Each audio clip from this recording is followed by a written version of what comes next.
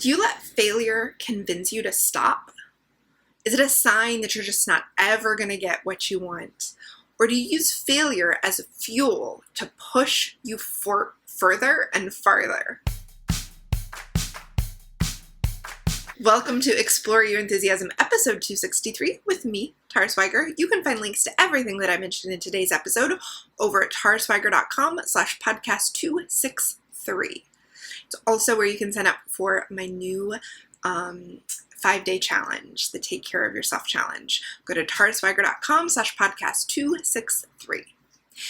Now, when I was reading Abby Wambach's new book, Wolf Pack, which I talked about in detail over on the blog, which you can find at taraswiger.com, just scroll back a little bit, you'll find that blog.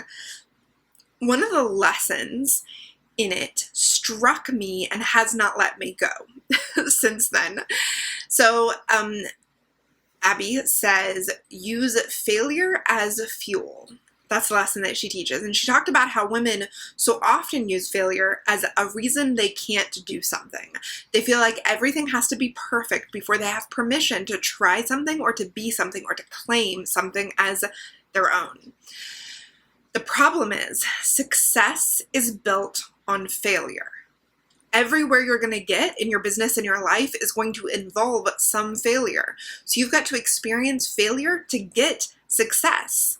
So if you let that first failure stop you from going forward, you're never going to see any good results. You're not going to be able to get all the way you want to go without failing along the way. So as I read, I realized, I have been using recent, I don't even use the word failures, just recent disappointments or things that didn't go quite right, just small things like not hitting a small goal. I haven't been using it as fuel. I've been using it as kind of a proof that I can't do something. You know, a couple weeks ago, we talked about getting your confidence back after a period of low mood, like depression or just things going wrong or rejection or failure. And part of that is not using failure as proof that you just can't do it. So I know I'm not alone because so many of you have told me, well, I tried that and it didn't work out, so I'm just not good at it. Like, you would not believe the amount of messages I get from people that say, well, I'm just not good at sales, or I'm just not good at marketing, or I'm just not good at social media. Or I guess I just can't have my dream because I tried that one thing and it didn't go well. You guys, that's using failure as proof that you can't have something instead of letting it be what it is, which is just data. Failure's just data. We're going to talk more about that in a minute. But something that I think women struggle with a lot, and I know I have, is that we've got this internal fire, this desire, this mission, this motivation to do amazing things. But often we're looking for a reason to distrust it, a reason to not believe in it because of the way we've been raised or what we've been told that we shouldn't have that girls shouldn't be ambitious. And so we're looking for reasons to distrust ourselves, proof that we're not good enough and we can't have it, and see you should just sit down and take what you've been given. And failure provides that proof. Failure provides that perfect excuse to not trust yourself, to not go on and do the thing that's maybe scary, that maybe you've never seen anybody else do, but failure gives us a way out. Gives us a way to say, oh, you're right, I shouldn't have done that. And I get it, because we go into something with self-doubt, so anything that doesn't go perfectly seems like proof of what we already believe.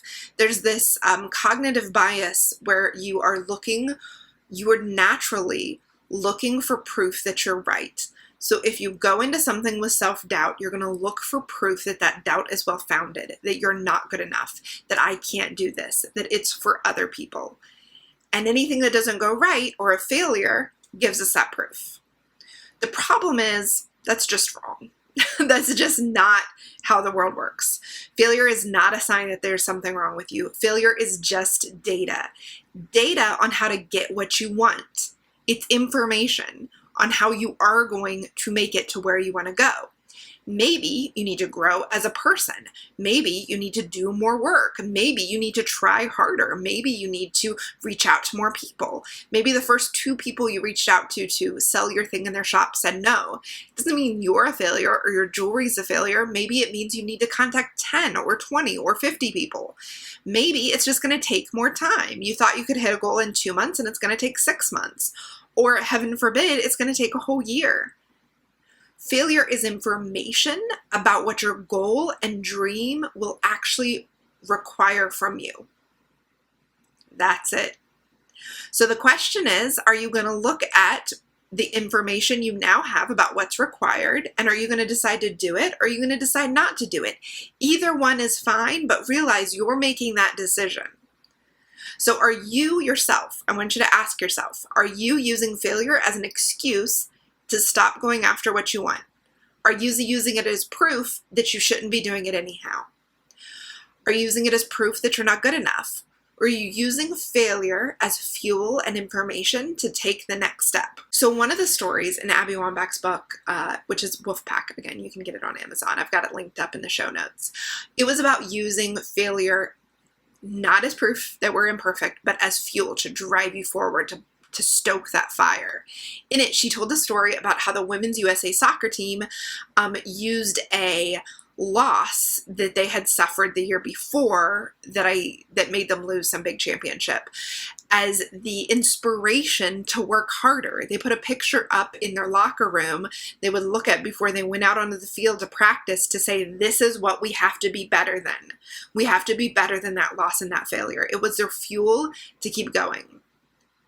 So I want you to ask yourself now, I want you to think about it for a minute. What if your failure, or you're getting things wrong, or you're messing up, whatever it is, what if it was inspirational?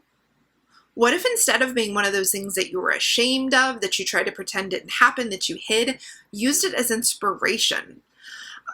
Last week when I asked somebody, or I put a post on my Instagram stories, when have you used fuel as failure? One person responded, literally every time I've ever done anything.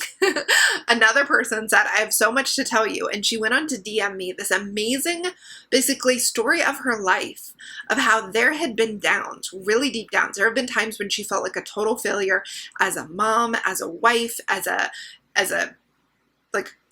employee, and then as a business owner. And then she had to keep going, because that's just how your life is going to work. You're going to have to keep going. Whether you choose to use it as fuel or not, you're going to keep going, and things turn around. And failure after failure after failure, she got up and she turned things around. And the thing is, if you look back on your own story of successes you've had, you will always find a point in which you failed or messed up that led you there.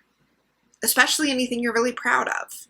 And by the way, this could be for your business, this could be for your goals, this could be for your health, this could be for your parenting, this could be for your partnership. There are so many times when in order to have something really good, you have to suffer some setbacks. You have to try things and have them not work out. So I want you to ask yourself, what if, and then fill in the blank with your most recent failure, inspired me?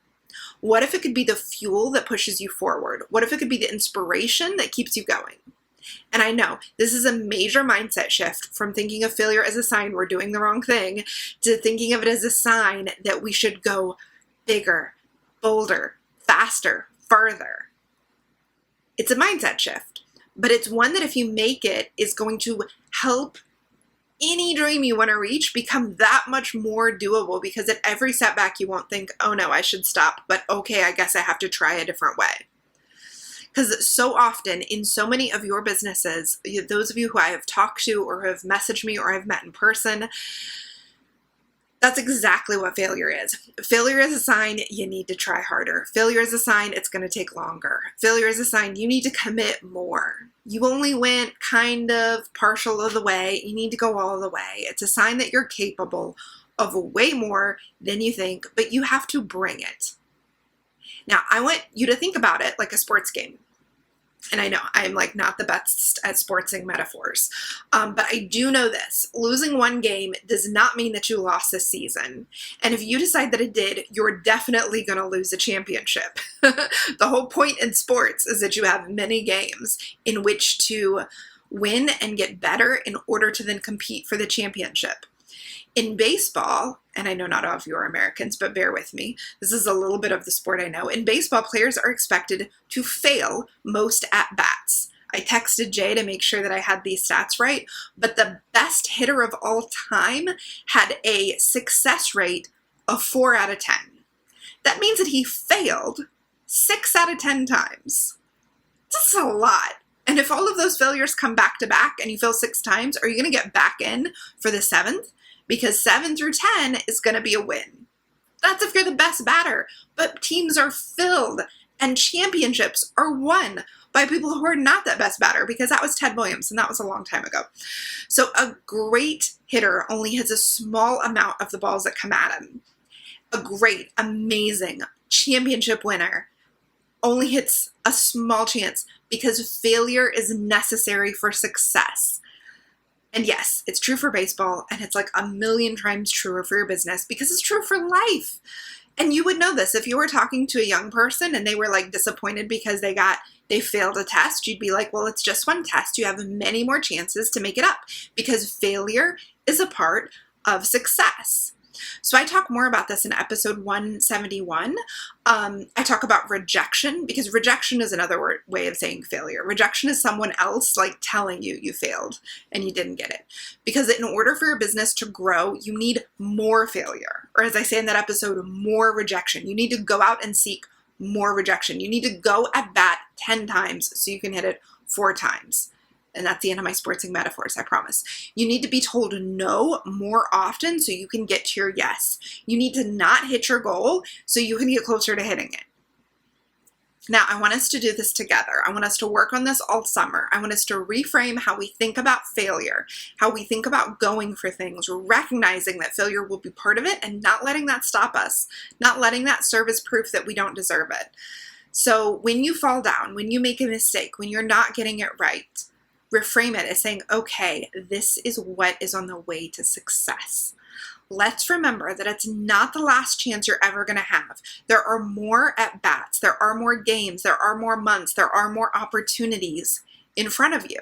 In fact, you have endless at-bats. You have endless opportunities to work hard or learn more to reach that goal in the future. This is the amazing thing about entrepreneurship and you deciding your own business is you have endless at-bats. There's no like umpire, I told you, done metaphors. You have endless opportunities because you create the opportunities. You are the decider of if you keep going or you stop. No one else gets to decide that for you. And the crazy thing is you are closer now than you've ever been. I tell my students this all the time. After a month or a quarter of going for a goal, really going for it and not hitting it, you are closer than you've ever been. You're not further away, you're closer because you've done work that's taken you closer. So don't quit when you are minutes away or weeks away or months away from hitting your goal. Don't quit when you are closer now than you've ever been. So I hope this helped you reframe how you see failure so it doesn't hold you back anymore. And I want to hear how you have used failure as fuel or how you are ready to reframe this. You can tell me either how you've let failure serve as proof you're not good enough in the past and how you're ready to let that go. Tell me, claim it, or you can tell me all of the ways you've used failure as fuel in the past. If this is a lesson you already learned, come tell me. I will share your story on Instagram.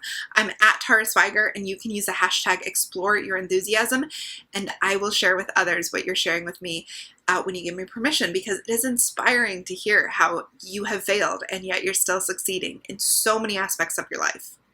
So don't forget to join the Take Care of Yourself Challenge over at taraswiger.com/takecare. And let me know if you enjoyed this episode over on Instagram. I'm at Swiger. Thank you so much for listening. I wish you a failure and success-filled week and summer, and I'll see you next week.